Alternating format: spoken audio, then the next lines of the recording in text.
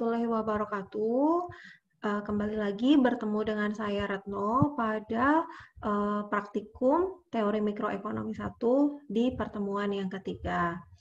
Semoga teman-teman selalu dalam kondisi sehat dan juga tetap jaga kesehatan dan juga tetap mematuhi protokol kesehatan ya.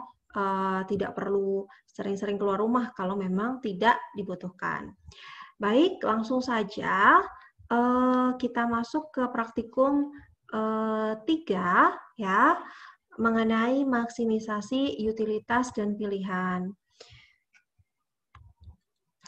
Nah, sebelum kita masuk ke soal yang akan kita bahas di praktikum ini, mungkin saya akan sedikit review mengenai maksimisasi kepuasan dari seorang individu ya ketika dia memiliki kendala anggaran.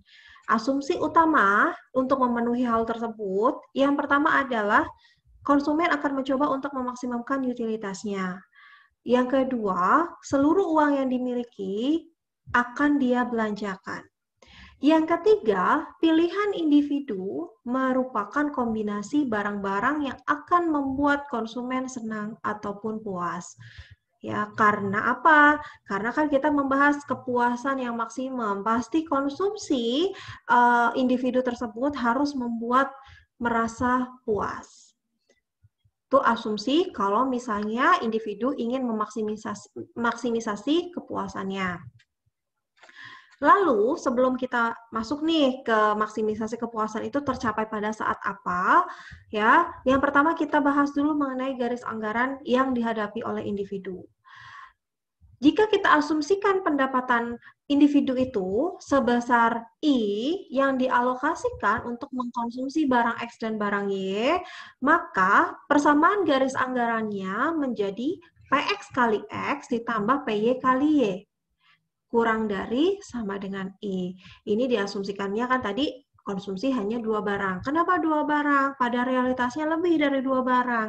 Ya namanya juga kita sedang belajar, ya. Makanya kita harus mensimpelkan ya dari yang banyak barang menjadi cukup 2 barang saja dulu agar kita mudah untuk memahaminya. Nah, kalau misalnya kita sudah nih menentukan persamaan garis anggarannya PX kali X ditambah PY kali Y kurang dari sama dengan I. Artinya apa? Artinya ketika kita memiliki anggaran sebesar I, kita boleh menghabiskan seluruh anggarannya yaitu PX kali X ditambah PY kali Y sama dengan I atau kurang dari I. Dia berarti tidak menghabiskan anggarannya. Ya, tapi pada kondisi apa sih? Kondisi persamaan garis anggarannya seperti apakah nih yang akan menyebabkan atau akan membuat seorang konsumen maksimum utilitasnya? Nah, sebelum ke sana kita lihat dulu grafik garis anggarannya. Ya, pada sumbu vertikal ini adalah barang Y yang dikonsumsi, barang X di sumbu horizontalnya. Nah, ini adalah kurva garis anggarannya atau di sini bisa kita sebut sebagai GA. Nah, kalau misalnya seorang individu tersebut menghabiskan seluruh income-nya untuk konsumsi barang Y, jadi dia tidak mengkonsumsi barang X sama sekali, maka dia akan mendapatkan Y sebesar sekian. Jadi seluruh income-nya dibagi dengan barang Y, karena X-nya ini dianggap 0, tidak mengkonsumsi X sama sekali. Begitu juga sebaliknya, kalau misalnya individu tersebut menghabiskan seluruh income yang dia miliki untuk mengkonsumsi barang X. Artinya apa? Barang Y-nya tidak dikonsumsi sama sekali, jadi seluruhnya dia konsumsi untuk barang X, I dibagi PX. Itu yang didapat X sekian, kalau di sini Y sama dengan sekian ya. Berapa besarnya I dibagi dengan harga Y-nya. Nah, individu dapat memilih kombinasi X dan Y di dalam segitiga. Artinya apa? Yang tadi nih saya katakan di sini, dia PX kali X ditambah PY kali Y kurang dari I. Jadi dia boleh mengkonsumsi ya atau memilih kombinasi X dan Y selama dia di bawah garis ini. Ya, kombinasi misal di sini, ataupun di sini, boleh saja. Tetapi tidak menghabiskan seluruh anggarannya dia. Makanya I-nya kurang dari, PX kali X ditambah PY kali Y-nya kurang dari I. Seperti itu. Lalu kalau menghabiskan seluruh anggaran, berada di mana? Berarti kalau menghabiskan seluruh anggaran, dia selalu konsumsinya berada di sepanjang garis batas ini nih, garis anggarannya. Seperti itu. Lalu, bagaimana kita menentukan pilihan? Ya, berarti kita lihat dari garis anggaran dan juga kurva indiferennya, ya, seperti apa. Nah, misal di sini sama seperti tadi, asumsinya di vertikal itu barang Y, horizontal itu barang X. Misal saya punya indiferen 1 atau di sini U1 simbolnya, boleh kalian menyebutnya KI1, boleh U1, karena kan kurva indiferen itu membahas mengenai kombinasi dua barang yang dikonsumsi dengan menghasilkan utilitas yang sama. Jadi sepanjang kurva indiferen yang sama, utilitasnya bernilai sama. Seperti itu. Nah, kalau misalnya utilitasnya di U1 atau kurva indiferennya di U1, maka kalau misalnya dia pilihannya adalah di titik A, dia dikatakan tidak efisien. Kenapa? Karena tidak menghabiskan anggaran yang dia miliki. Ya. Kalau misalnya di titik C, seperti apa? Titik C ya merupakan titik atau pilihan yang tidak dapat dicapai karena anggarannya tidak cukup. Anggarannya hanya sampai batas garis anggaran ini nih, mentoknya. Ya. Lalu, saat kapan sih pilihannya jadi efisien? Pilihan efisien ya, yaitu pada titik B, yaitu pada saat garis anggaran bersinggungan dengan kurva indiferen tepat pada di satu titik ini, ya, bersinggungan, ya, bukan berpotongan. Masih ingat di minggu lalu kenapa kurva indiferen tidak bisa saling berpotongan? Ya, seperti itu, ya. Berarti kalau misalnya dia pilihannya di sini, nanti dia tidak konsisten. Dia kadang menghabiskan seluruh anggaran, dia tidak, dan seterusnya, seperti itu. Nah, maksimisasi utilitas, tadi kan sudah dikatakan, tercapai pada titik B ini, yaitu pada utilitas yang kedua, ya, indiferen yang kedua. Artinya, ya, slope garis anggaran, kita ingat dulu, min PX per PY, slope garis anggarannya. Karena garis anggaran itu PX kali X ditambah PY kali Y, sama dengan I. Ya, nanti slope garis anggarannya jadi min PX per PY. Yang kedua, slope kurva indiferen. Slope kurva indiferen itu DY per DX dengan asumsi utilitas konstan. Nah, slope kurva indiferen ini yang kita sebut sebagai MRS. Nah, berarti utilitas maksimum tercapai kalau misalnya slope garis anggaran itu sama dengan slope kurva indiferen, yaitu PX per PY sama dengan min DY per DX dengan asumsi utilitas konstan atau sama dengan MRS. Jadi, kalau misalnya kita simpulkan, ya, utilitas maksimum itu akan tercapai saat yang pertama, kurva indiferen bersinggungan dengan garis anggaran, tepat di satu titik, bersinggungan, ya, bukan berpotongan dengan garis anggaran, bukan.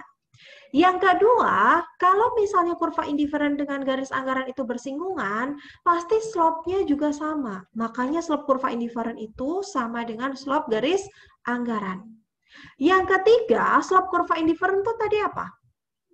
Kurva indiferen slope-nya adalah MRS, slope garis anggaran adalah PX per PY. Makanya utilitas maksimum tercapai saat tiga hal ini. Ya, yang terakhir adalah MRS sama dengan PX per PY. Nah, itu review kita untuk materi bab 3, maksimisasi, utilitas, dan juga pilihan apa sih yang akan dilakukan oleh individu dalam mengkonsumsi barang. Nah, kita langsung masuk saja ke soalnya. Di soal nomor 1, Setiap hari, Paul makan siang di kantin sekolah. Ia hanya menyukai Thai tea, simbolnya adalah T, dan juga siomay, simbolnya adalah S, untuk mempermudah kita. Dan keduanya memberikan utilitas sebesar utilitas sama dengan akar TS. Pertanyaan yang A, jika satu Thai tea berharga 0,1 dolar, ya, dan siomay berharga 0,25 dolar per porsinya. Bagaimana sebaiknya Paul membelanjakan 1 dolar yang diterimanya dari ibunya untuk memaksimumkan utilitasnya? Itu yang pertama. Yang kedua, jika harga Thai tea naik menjadi 0,4 dolar, ya, pas sampai kantin nih, Thai tea-nya ternyata naik. Ya, berapa kenaikan uang saku yang harus diberikan ibunya untuk memberikan tingkat utilitas yang sama bagi Paul seperti pada poin A. Jadi, Paul bilang, Ibu, harga Thai tea-nya naik. Pas sampai rumah nih, Ibu, harga Thai tea-nya naik. Saya mau utilitas saya tetap sama seperti sebelumnya. Pas harga Thai tea-nya 0,1 dolar. Nah, si Paul bilang, tolong berikan tambahan uang saku untuk saya. Nah, ibunya ngasih PR. Ya udah, berapa tambahan uang saku yang harus ibu berikan kepada Paul? Nah, PR ya buat Paul ya. Tapi kan demi kenaikan uang saku, Paul harus menghitung. Oke. Dan berapa sih banyak Thai tea dan siomay yang harus dibeli Paul sekarang? Seperti itu. Ya, asumsinya pembelian dengan pecahan dimungkinkan untuk kedua barang ini. Nah, untuk jawabannya kita diketahui dulu ya. Tadi yang diketahui adalah utilitas Paul untuk konsumsi Thai tea dan juga siomay adalah sebesar akar TS. T untuk Thai tea, S itu untuk siomay. Nah, harga Thai tea itu 0,1 dolar, harga siomay itu 0,25 dolar, income si Paul adalah sebesar 1 dolar. Nah, dari utilitas ini kan akar TS. Boleh nggak saya rubah menjadi T pangkat setengah S pangkat setengah? Boleh, sama saja. Tujuannya untuk apa? Tujuannya adalah untuk mempermudah kita mengetahui atau membuat fungsi Lagrange ataupun juga nanti kalau misalnya teman-teman ya menghitung dengan perbandingan marginal utilitas ya. Tujuannya adalah itu. Nah, berarti kalau misalnya ya harga Thai tea-nya 0,1 dolar, harga siomay 0,25 dolar dan juga income-nya 1 dolar ya. Berapa sih konsumsi siomay dan Thai tea yang memaksimumkan utilitas Paul? Oke, sekarang kita tentukan dulu berarti tujuannya apa? Tujuannya tentu maksimisasi utilitas. Kendalanya apa? Kendalanya adalah anggarannya Paul. Paul cuma punya uang 1 dolar. Ya, ini adalah tujuannya. Kendalanya adalah Paul cuma punya uang 1 dolar. Jadi, I sama dengan 0,1 T ditambah 0,25 S. Kita buat fungsi kendalanya jadi 1 minus 0,1 T min 0,25 S sama dengan 0. Jadi yang dia tidak ada konstantanya, dia harus positif nilainya. Nah, ini adalah fungsi kendalanya. Lalu, fungsi Lagrange-nya menjadi seperti apa? Lagrange, kita ingat-ingat kembali minggu lalu. Lagrange itu adalah fungsi tujuan ditambah lambda fungsi kendala. Ya, tujuannya adalah ini ditambah lambda fungsi kendala. Kendalanya adalah income-nya Paul cuma 1 dolar untuk membeli Thai tea sama siomay. Oke, selanjutnya, nah, pokoknya kalau kita menggunakan Lagrange, ya, kita sekarang jadi punya berapa variabel? 3. 1, 2, 3. Kalau misalnya kita variabel awalnya ada 3, Berarti berapa turunan pertama untuk fungsi Lagrange-nya? Berarti banyaknya variabel ditambah satu. Satunya dari mana? Dari si lambda ini, karena ada tambahan satu variabel yaitu lambda. Nah, berarti kita turunkan terhadap masing-masing variabel, yaitu terhadap T, S, dan juga lambda. Jadi yang pertama kalau turunan terhadap T, setengah T pangkat min setengah, S pangkat setengah, ya karena ini perkalian, ya setengahnya diturunkan, T-nya adalah setengah min 1, ya. Kemudian yang sebelah kanan, ya, nih T-nya ini fungsi penjumlahan, pengurangan, ya. Jadi dia hanya yang ada T-nya saja, 0,1. Ingat, minus 0,1 dikali lambda, makanya min 0,1 lambda sama dengan 0. Lalu kalau diturunkan terhadap S seperti apa? Sama seperti sebelumnya, ya. Setengah, T pangkat setengah, S pangkat min setengah, min, ya, min di sini 0,25. Min 0,25 kali lambda, min 0,25. Sama dengan 0. Ingat, turunan pertama harus sama dengan 0. Yang ketiga berarti kita tinggal turunkan terhadap lambda. Ya, kalau turunkan terhadap lambda, mudahnya adalah kita langsung tulis ulang saja nih yang di dalam kurung. Ya, do L per do lambda sama dengan 1 min 0,1 T min 0,25 S sama dengan 0. Selanjutnya, ini kita sebut sebagai persamaan 1, ini kita sebut sebagai persamaan 2, yang ini kita sebut sebagai persamaan 3. Nah, sebelum kita lanjut ke tahap selanjutnya dalam menghitung dengan Lagrange, ya, kita sederhanakan dulu yang persamaan 1 dan persamaan 2 agar kita mudah untuk melanjutkan ke tahap selanjutnya. Misal di persamaan 1 ini kan setengah T pangkat min setengah S pangkat setengah min 0,1 lambda sama dengan 0. Saya pindahkan 0,1 lambdanya minus 0,1 lambdanya ke sebelah kanan. Jadi kita sebelah kiri sama aja, boleh sebelah kanan, boleh sebelah kiri. 0,1 lambda sama dengan min setengah T pangkat min setengah S pangkat setengah. Begitu juga dengan persamaan 2. Persamaan 2 setengah T pangkat setengah S pangkat min setengah min 0,25 lambda sama dengan 0. Jadi nanti 0,25 lambda sama dengan min setengah T pangkat setengah S pangkat min setengah.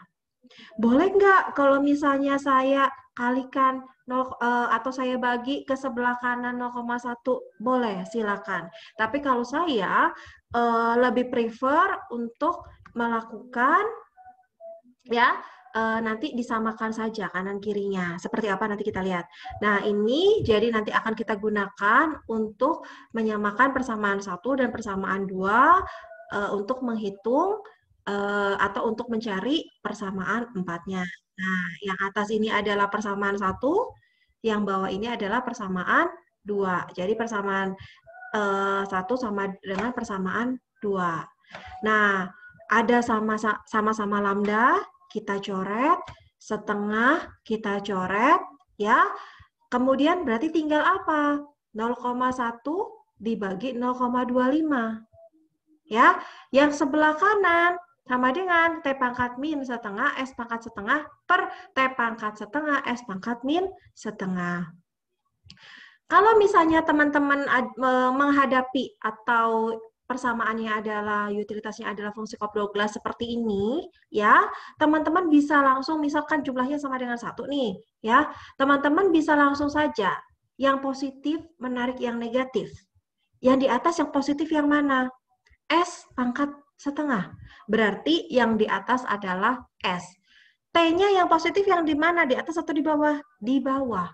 Berarti nanti T-nya yang akan ada di bawah. Dia pindah ke bawah, yang ini pindah ke atas. Seperti itu. Mudahnya yang positif, menarik yang negatif. Jadi persamaannya akan seperti ini. 0,4 sama dengan S per T. Kita sederhanakan lagi, S sama dengan 0,4 T. Nah, inilah yang kita sebut sebagai persamaan 4. Setelah kita dapat persamaan 4, lalu kita masukkan persamaan 4 ke persamaan 3. Persamaan 3-nya tadi adalah 1 min 0,1 T min 0,25 S sama dengan 0. Ya, S-nya ini 0,4 T kita masukkan nih ke sini.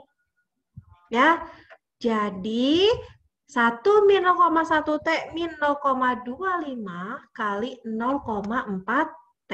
Nih, dari sini. S-nya kita ganti. Ya, lalu kita kalikan 0,25 dikali 0,4 T. Ya, hasilnya adalah 1 min 0,1 T min 0,1 T sama dengan 0. Lalu kita jumlahkan yang sama-sama T. Ya, 1 min 0,2 T sama dengan 0. 1 sama dengan 0,2 T. Nanti T-nya ketemu sama dengan 5.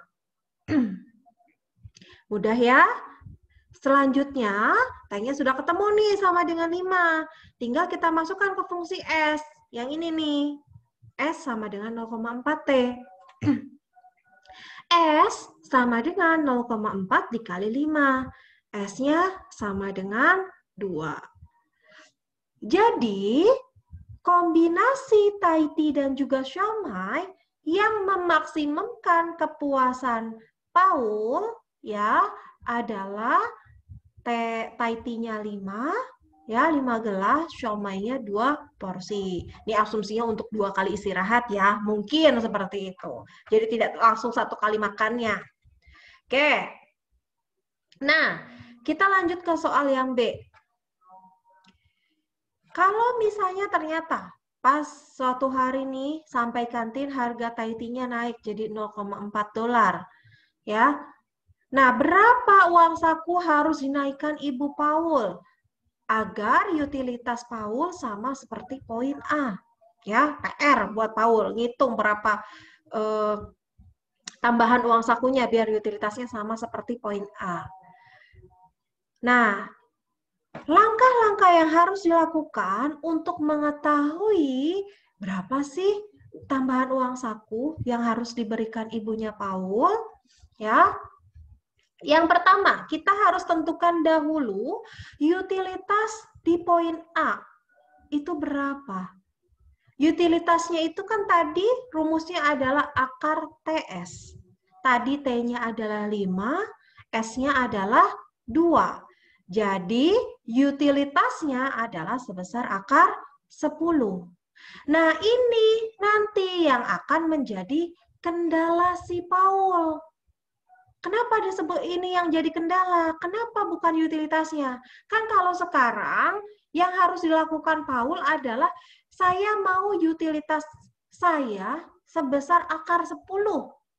Berarti kan itu jadi kendalanya. Tujuannya apa? Tujuannya adalah uang sakunya atau income-nya Paulnya. Makanya sekarang terbalik. Yang tadinya dia menjadi tujuan, sekarang dia menjadi kendala. Nah, berarti fungsi kendalanya jadi seperti apa? Tadi itu akar 10 sama dengan T pangkat setengah, S pangkat setengah. Ya, dari akar TS, kita jabarkan T pangkat setengah, S pangkat setengah. Nah, sama seperti membuat fungsi kendala sebelum-sebelumnya. Yang tidak ada konstantanya, dia harus bernilai positif. Ya, akar 10 min T pangkat setengah, S pangkat setengah sama dengan 0. Itu langkah yang pertama.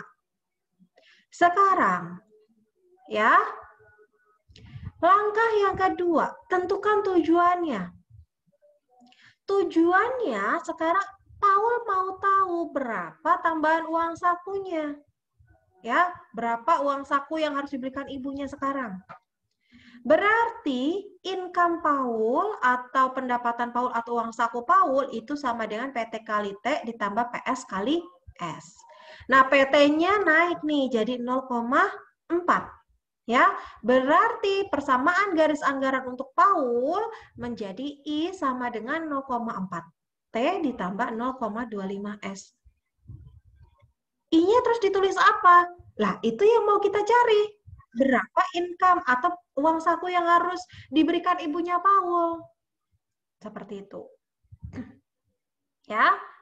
Oke, berarti kita buat fungsi Lagrange-nya menjadi tujuannya kan sekarang income atau uang saku 0,4T ditambah 0,25S ditambah lambda kendala, fungsi kendalanya akar 10 minus T pangkat setengah S pangkat setengah. Sama seperti cara menghitung Lagrange sebelum-sebelumnya, ya berarti kita harus menurunkan terhadap seluruh variabelnya T, S, dan juga lambda. Yang pertama turunan lambda terhadap T 0,4. Yang depan saja, karena ini kan penjumlahan. Ya, minus, ini kan nggak ada T-nya, berarti tidak kita turunkan.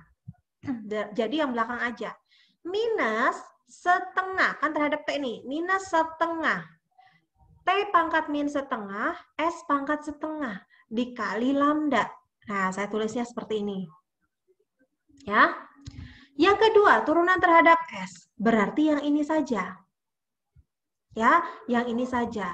Dan di sini kan ada S lagi. Berarti 0,25 min setengah. Setengahnya dari yang S sekarang. Ya, min setengah, T pangkat setengah, S pangkat min setengah. Dikali lambda. Lambdanya saya taruh di depan.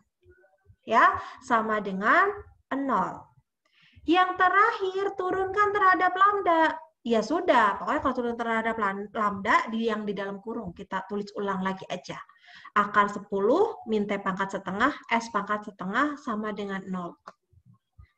Terus kalau misalnya nih ada yang nanya, kenapa di sini nggak ditulis aja akar TS? Boleh, tapi nanti repot untuk melakukan turunan terhadap masing-masing variabelnya. Jadi kita jabarkan saja jadi pangkat, seperti itu. Nah, sekarang kita sudah dapat nih ya.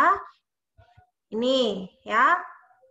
Ini kita pindahkan ya, yang ini ke sebelah kanan. Ya, 0,4 sama dengan setengah lambda T pangkat min setengah S pangkat setengah. Yang selanjutnya kita pindahkan juga 0,25 sama dengan setengah lambda T pangkat setengah S pangkat min setengah. Balik lagi nih, ada yang nanya, boleh nggak saya rubah menjadi lambda sama dengan? Boleh, silakan. Tapi kalau menurut saya lebih repot, ya. Lebih repot untuk menghitung bolak-balik nanti jadi ketemu lambda sama dengan, lebih repot. Jadi kita buat aja seperti ini. Tapi kalau misalnya kalian lebih prefer membuat lambda menjadi sama dengan lambda, silakan saja. Ya, dicoba saja. Hasilnya sama tuh. Tidak. Nah, berarti yang ini nanti jadi persamaan 1, yang ini kita sebut persamaan 2, dan yang ini kita sebut sebagai persamaan 3. Ya, oke. Lalu, samakan persamaan 1 dan 2. Tahapannya pokoknya kalau menghitung dengan Lagrange itu sama. Turunkan terhadap masing-masing variabel, lalu samakan persamaan 1 dan 2, lalu dapat persamaan 4, dari persamaan 4 kita masukkan ke persamaan 3.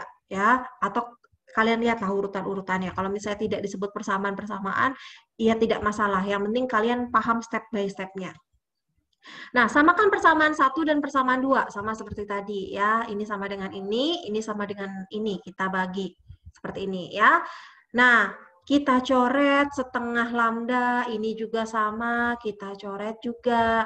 Nah, berarti tinggal 0,4 per 0,25 sama dengan T pangkat min setengah, S pangkat setengah dibagi T pangkat setengah, S pangkat min setengah. Ya, sama seperti tadi, yang positif menarik yang negatif. Karena kalau misalnya Cobb-Douglas seperti ini mudah. Yang positif, kalau jumlahnya sama dengan 1, positif menarik yang negatif. Yang positif di atas, berarti yang mana berarti itu yang di atas. Yang positif berarti itu yang menarik. Ya, berarti kalau ini S-nya yang positif, pangkatnya, ya, nih pangkat setengah, kalau T kan pangkat min setengah, berarti S-nya di atas. T-nya yang positif di mana? Di bawah, berarti T-nya nanti di bawah. Jadi 0,4 per 0,25 ya sama dengan S per T ya. 1,6 sama dengan S per T. Setelah kita dapatkan ya nilai ini 1,6 sama dengan S per T. Nah, kita sederhanakan lagi atau kita pindah ruas nih T-nya. S menjadi sama dengan 1,6 T. Nah, inilah yang kita sebut sebagai persamaan 4. Boleh nggak kalau misalnya saya tidak menyebutkan persamaan ini persamaan berapa? Boleh saja, tapi saya mendefinisikan persamaan 1, 2, 3, 4 agar teman-teman lebih terstruktur mengerjakannya. Nah, selanjutnya berarti kita tinggal masukkan persamaan 4 yang kita peroleh ini ke persamaan 3. Ya, menjadi akar 10 min T pangkat setengah S pangkat setengah sama dengan 0. S-nya nih kita masukkan ke sini. Ya, akar 10 min T pangkat setengah, S-nya tadi 1,6 T pangkat setengah, sama dengan 0. Nah, berarti nanti kita pangkatnya kita kalikan terhadap 1,6 dan juga T. Jadi, akar 10 min T pangkat setengah kali 1,2 T pangkat setengah sama dengan 0. Nah, nanti menjadi akar 10 sama dengan 1,2 T. Dapat dari mana tuh akar 10 sama dengan 1,2 T? Nah, ini nih. Nih, T-nya pangkat setengah dikali T pangkat setengah. Berarti pangkatnya dijumlahkan. Setengah tambah setengah, 1. Berarti min 1,2 T pangkat 1 sekarang. Ya, sama dengan 0. Nah, min di sini, ya, min 1,2 T pangkat 1, kita pindah ruas ke sebelah kanan. Ya, maka dari itu kita bisa peroleh nilai T sebesar 2,5. T sebesar 2,5 kita masukkan ke ini nih persamaan 4 untuk dapat berapa sih siomay yang harus dikonsumsi Paul agar utilitasnya sama seperti poin A. Ya, S-nya menjadi 1,6 kali T sama dengan 1,6 kali 2,5. S-nya nanti ketemu sama dengan 4. Ya, oke. Sekarang nih, belum selesai. Belum sampai di sini. T-nya 2,5, S-nya 4. Ya, apakah betul utilitas Paul sama seperti poin nomor A? Ya, kita cek. Utilitasnya adalah akar TS. Ya, T-nya adalah 2,5 dikali 4 S-nya. Ya, berarti utilitasnya sama dengan akar 10. Sama seperti poin A. Poin A tadi juga kan akar 10. Ya, yang ditanyakan adalah berapa kenaikan uang sakunya Paul, bukan sampai berapa konsumsi yang memaksimumkan utilitasnya saja, tapi berapa kenaikan uang sakunya. Nah, sebelum tahu berapa kenaikan uang saku Paul, berarti sekarang Paul harus mendefinisikan dulu atau mencari tahu dulu berapa sih uang saku Paul sekarang ketika konsumsi Thai-tea-nya jadi 2,5 dan juga konsumsi siomaynya jadi 4 porsi, ya berapa sih tadi ya income Paul yang pertama, uang saku Paul yang pertama itu sama dengan 1. Yang kedua, uang saku Paul itu kan sama dengan 0,4 harga Thai tea yang sudah naik dikali Thai tea-nya ditambah 0,25 siomaynya. Nah, kita tinggal masukkan 0,4 kali 2,5 ditambah 0,25 dikali 4. I2-nya ya, setelah terjadi kenaikan harga Thai tea-nya jadi sama dengan 1 ditambah 1. I2-nya jadi sama dengan 2. Jadi berapa kenaikan uang saku yang harus diberikan ibunya Paul? Kenaikannya berarti sama dengan I2 dikurangi I1. 2 dikurangi 1. Berarti kenaikannya adalah sebanyak $1. Mudah ya? Nah, nih tambahan uang saku Paul. Oke, beranjak ke soal nomor 2. Pada malam-malam tertentu, John menikmati konsumsi singkong, simbolnya adalah C, dan minuman bajigur.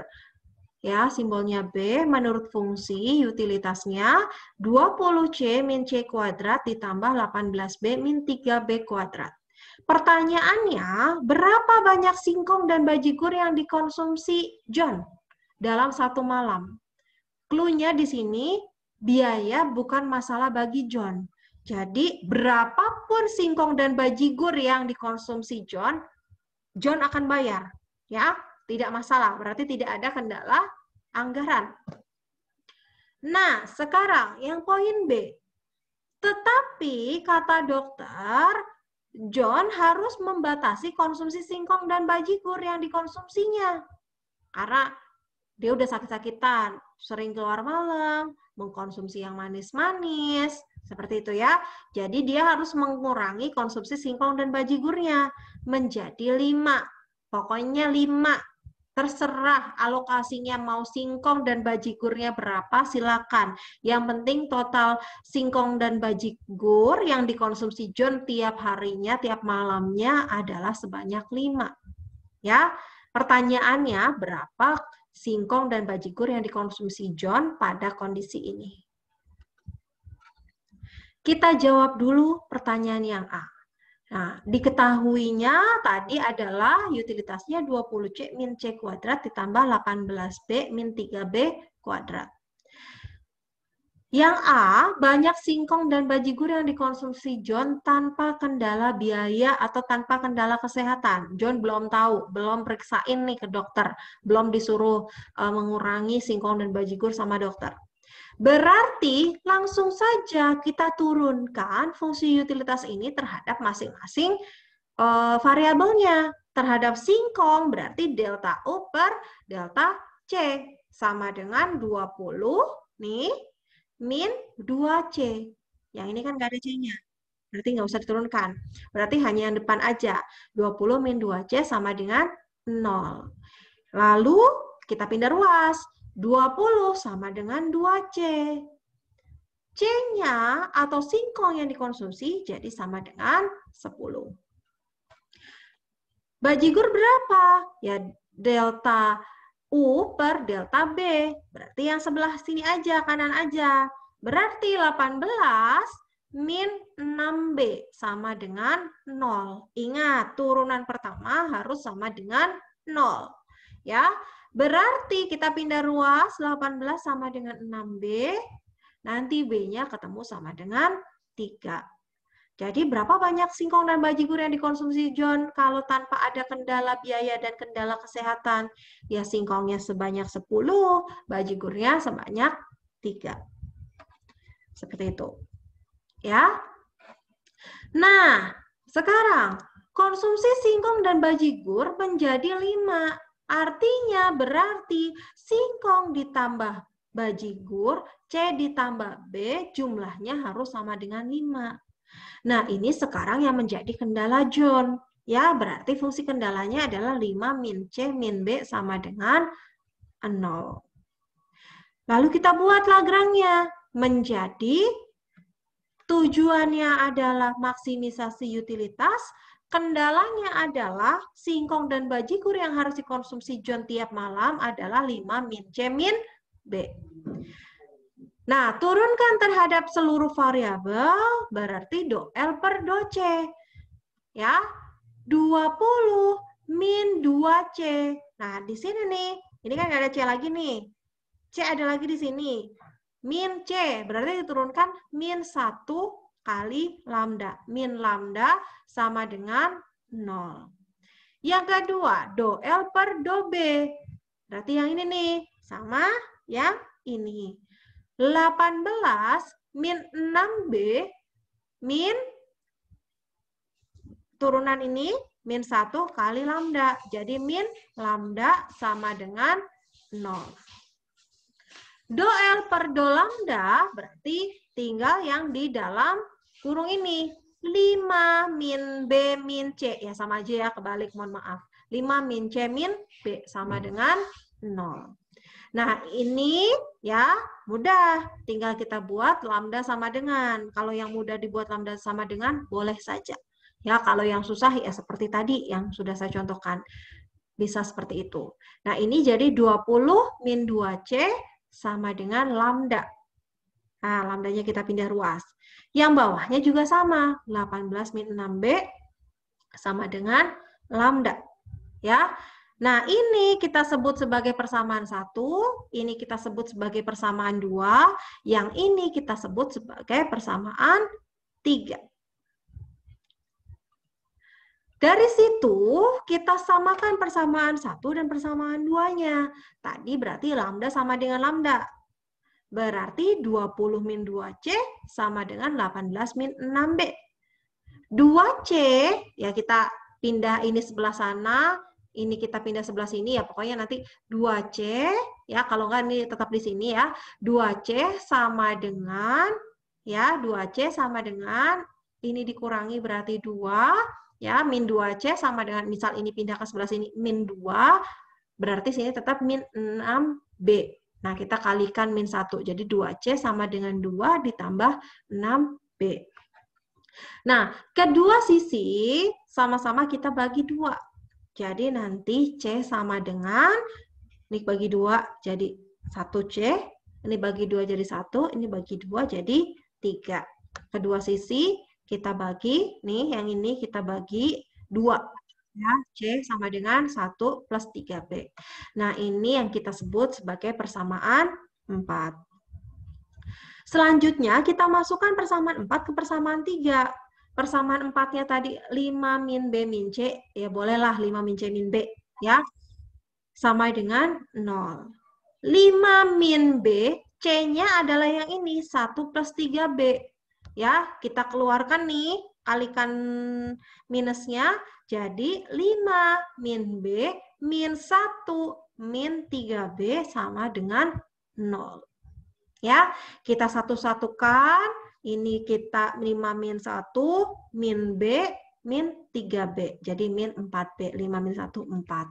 Jadi persamaannya 4 min 4B sama dengan 0, 4B jadi sama dengan 4, B-nya jadi sama dengan 1.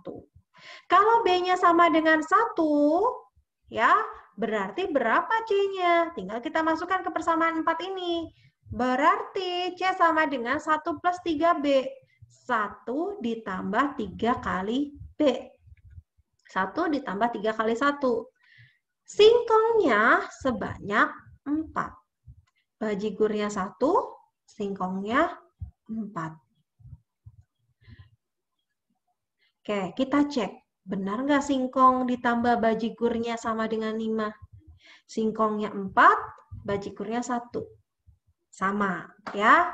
Jadi kombinasi ya yang tetap memaksimumkan kepuasan John walaupun ya singkong dan bajigur itu dibatasi konsumsinya sebesar 5 adalah sebesar 4 untuk singkong dan 1 untuk bajigur. Oke. Mungkin itu saja yang bisa saya sampaikan ke teman-teman pada praktikum pertemuan 3 ini. Namun, mungkin ada beberapa hal yang perlu didiskusikan di kelas WAG, melalui WAG, ya kelas praktikum melalui WAG, yaitu untuk soal nomor yang pertama saya bahas, yang tadi kita menggunakan metode Lagrangian. Lalu kalau misalnya kita menggunakan yang poin 1A, apakah bisa menggunakan perbandingan marginal utilitas? Apakah sama? Nah, itu bisa menjadi bahan diskusi teman-teman di kelas praktikum ya melalui WAG. Nanti bisa dipandu oleh asisten praktikum kelas masing-masing. Seperti itu ya. Mungkin itu saja yang bisa saya sampaikan. Semoga menjadi manfaat untuk teman-teman, memudahkan teman-teman untuk lebih memahami mikroekonomi 1, dan insya Allah memang mudah, ya. Jadi teman-teman step by step belajarnya diikuti, di pause videonya, bisa diulang-ulang, teman-teman bisa pause videonya untuk tetap bisa mengikuti step by step perhitungan, baik itu dengan menggunakan metode Lagrangian ataupun dengan metode perbandingan marginal utilitas. Ya, itu saja yang bisa saya sampaikan. Terima kasih, kurang lebihnya mohon maaf. Sampai bertemu di lain kesempatan. Wassalamualaikum warahmatullahi wabarakatuh.